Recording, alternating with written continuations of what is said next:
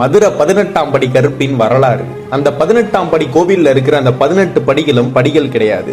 மாந்திரிக செய்கிற மந்திரவாதிகளின் ஜீவ சமாதி அது. அதுக்கு மேலதான் 18ஆம் படியான் கருப்பு உட்கார்ந்துருப்பாரு. இந்த 18ஆம் படி கருப்பு மதுரையில எப்படி உருவானாரு? பாண்டிய நாட்டுல இருக்கிற அழகர் கோவிலுக்கு சேல நாட்டு மன்னன் வராரு.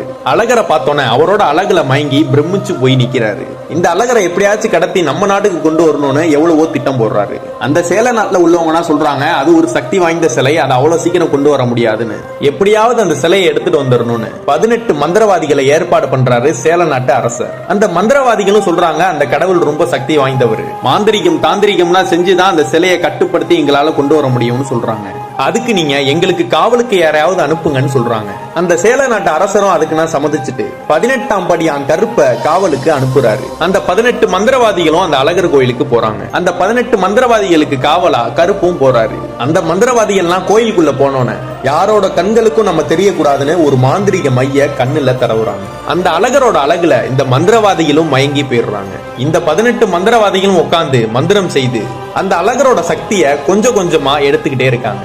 இது தினசரி நடந்து கொண்டே இருக்கிறது. அந்த அழகரோட முகப்பொலிவும் கொஞ்சம் கொஞ்சமா குறைஞ்சுக்கிட்டே வருது. இந்த 18ஆம் படி கருப்பும் அழகரை பார்க்கலாமேன்னு போறாரு. அவரும் அந்த அழகரை பார்த்து அழகுல மயங்கி நிக்கிறாரு. இங்க நடக்கிறது எல்லாமே இந்த கோவில் பூசாரி கனவுல அந்த அழகர் சொல்றாரு, என்னை திருடி செல்வதற்காக 18 மந்திரவாதிகள் என் கருவறையில் மறைந்து உட்கார்ந்து இருக்காங்க, என்னை காப்பாற்றுன்னு அந்த அழகரும் சொல்றாரு. இவர் இந்த பாண்டிய நாட்டு அரசர்கிட்ட போய் இதை நான் சொல்றாரு. அந்த அரசரும் ஒரு வழி கண்டுபிடிச்சு தினந்தோறும் அந்த பிரசாதம் வைக்கிற அந்த பொங்கல்ல நிறைய மிளகு சேர்த்து வைக்கிறாங்க. அதெல்லாம் சாப்பிட்ட அந்த 18 மந்திரவாதிகளுக்கும் மிளகோட காட்டத்தினால அவங்க கண்ணுல பூசின அந்த மையினா அழிஞ்சு அவங்களோட உருவனா தெரிய ஆரம்பிக்குது. அந்த 18 மந்திரவாதிகளும் அந்த ஊர் மக்கள் கண்களுக்கு தெரிய ஆரம்பிச்சிட்டாங்க. அந்த மந்திரவாதிகள் இந்த அழகரை எங்கள் நாட்டுக்கு கடத்த வந்தது உண்மைதான், ஆனா அந்த அழகரை பார்த்து அவரோட அழகுல மயங்கினதும் உண்மைதான். அந்த 18ஆம் படியான் கருப்பும் வெளியில வராரு. எனக்கு இங்க இருந்து சேல தேசம் போக விருப்பம் இல்ல, அதனால இந்த கல்லழகருக்கு நான் காவலா இருக்கேன்னு சொல்றாரு. இந்த 18 மந்திரவாதிகளும் நாங்கள் எல்லாரும் செய்தது தவறுன்னு சொல்லி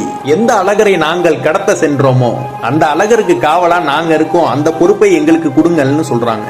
அதை இவங்க பிறவி பயனா எடுத்துக்கிட்டு அந்த அழகரை காக்குறாங்க. 18 மந்திரவாதிகளும் வடக்கு நோக்கி அமர்ந்து தவம் செய்து தங்களுடைய உயிரை தாங்களே ஜீவசமாதி படுத்தி கொண்டார்கள். அந்த ஒவ்வொருவரும் ஜீவசமாதி படுத்தி கொண்ட அந்த இடத்தை தான் 18 படிகளாக அமைச்சிருக்காங்க. இவங்களோட சேர்ந்து இந்த 18ஆம் படியான் கருப்பும் காவலுக்கு நிக்கிறாரு. அவரோட உத்தரவு இல்லாம எதுவும் உள்ள போகவும் முடியாது, வெளியே வரவும் முடியாது. கூப்பிட்ட உடனே வந்து நிக்கிற தெய்வம் பொய்யா தெய்வம், அதுதான் இந்த 18ஆம் படி கருப்பு. உண்மை எங்க இருக்கோ அவங்களுக்கு பக்கத்திலேயே இருந்து வெற்றி பெற செய்யக்கூடிய தெய்வம் அப்படின்னா கருப்புக்கு நிகரான தெய்வம் எதுவுமே இல்ல.